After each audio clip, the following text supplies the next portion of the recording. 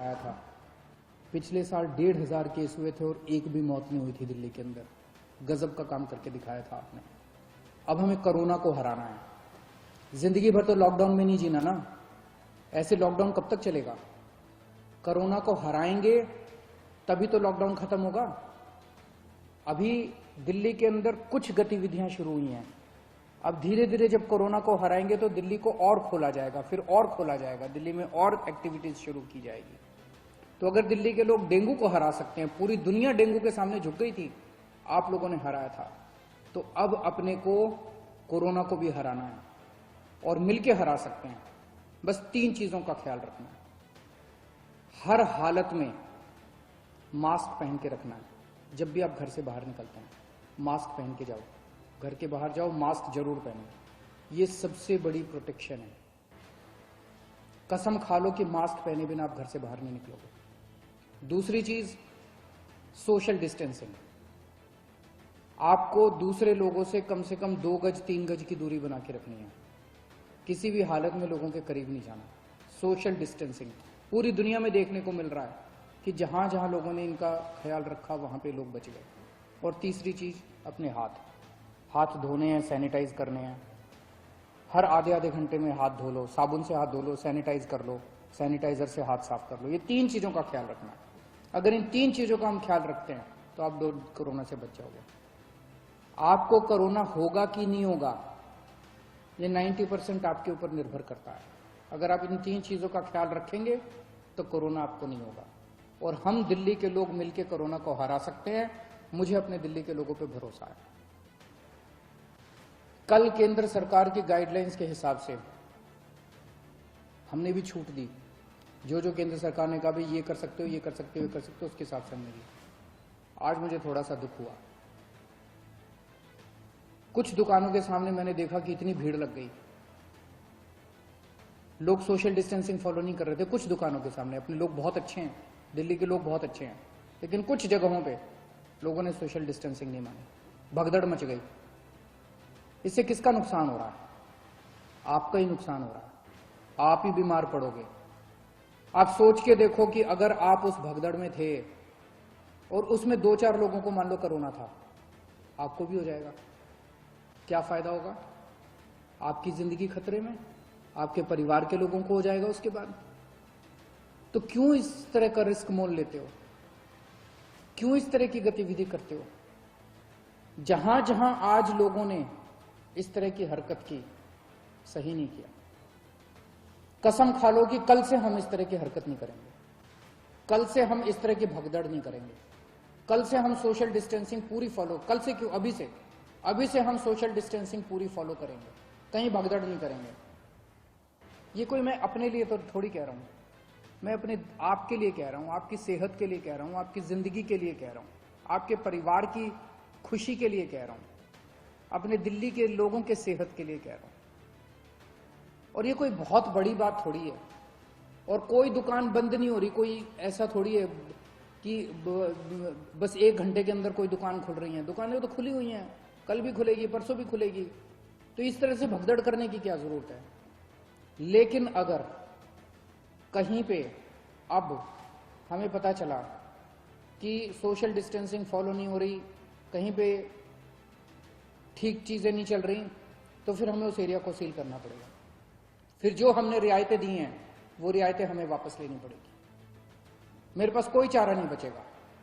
मुझे बाकी दिल्ली के, सभी दिल्ली के लोगों की, आपकी सेहत के लिए, दिल्ली के लोगों की सेहत के लिए कड़े कदम उठाने पड़े, हम कड़े कदम उठाएंगे। इसीलिए मेरी आप सबसे गुजारिश है कि जो ये रियायतें दी गई है, इन रियायतों के, ये रियायतें इसलिए दी गई है ताकि अब धीरे धीरे हम अपनी दिल्ली को खोलते जाएं, अब गतिविधियां शुरू करते जाएं, अर्थव्यवस्था शुरू होती जाए।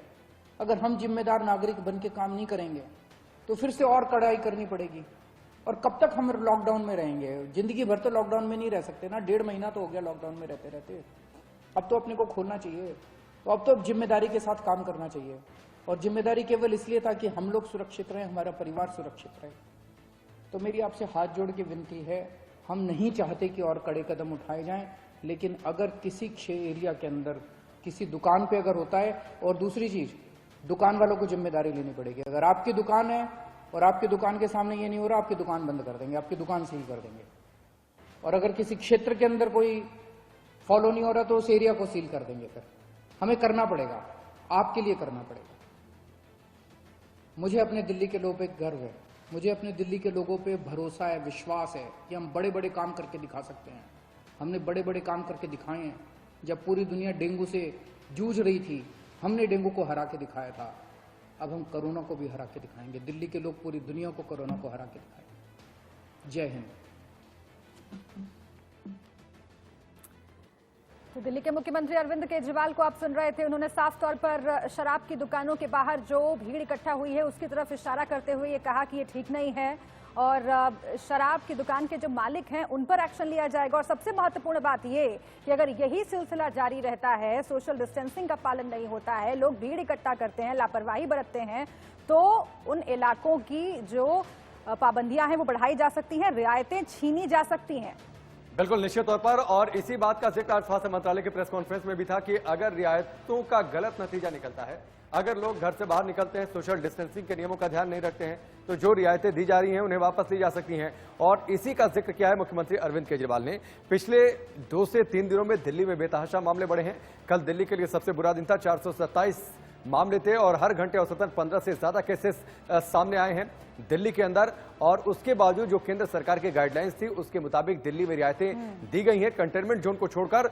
लेकिन इसके बावजूद कई जगहों से जो तस्वीरें दिल्ली के अंदर देखने को मिली है वो तस्वीरें बहुत अच्छी नहीं रही। कई जगहों पर दुकानों को बंद करना पड़ा और इसी की ओर इशारा कर रहे थे मुख्यमंत्री अरविंद केजरीवाल कि अगर रियायतों के बावजूद लोग बाहर निकलते हैं ठीक है, लेकिन बाहर निकलकर लोग अपनी जिम्मेदारी नहीं समझते हैं, अगर सोशल डिस्टेंसिंग के नियमों का पालन नहीं करते हैं तो उन इलाकों में दी जा रही रियायतों को खत्म कर दिया जाएगा। साथ ही जिस दुकान के सामने भीड़ होगी, जिस दुकान के सामने सोशल डिस्टेंसिंग के नियमों का उल्लंघन होगा, जिस दुकान के सामने लॉकडाउन के नियमों का उल्लंघन होगा, उस दुकान को भी बंद कर दिया जाएगा। बिल्कुल राकेश, और एक और महत्वपूर्ण बात मुझे लगता है अरविंद केजरीवाल ने कही।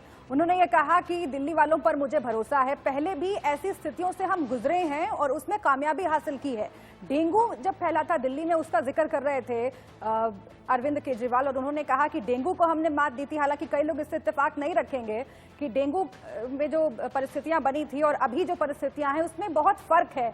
लेकिन दिल्ली वालों का हौसला बढ़ाते हुए अरविंद केजरीवाल ने यह कहा कि वो भी एक वक्त था, उससे भी हम जूझे थे, उससे भी हम निपटे थे, सफलता पाई थी। और आज भी कोरोना से जब पूरी दुनिया जंग लड़ रही है, दिल्ली में जैसा कि आप कह रहे हैं राकेश, एक के बाद एक मामले बढ़ते चले गए, रेड जोन में है दिल्ली।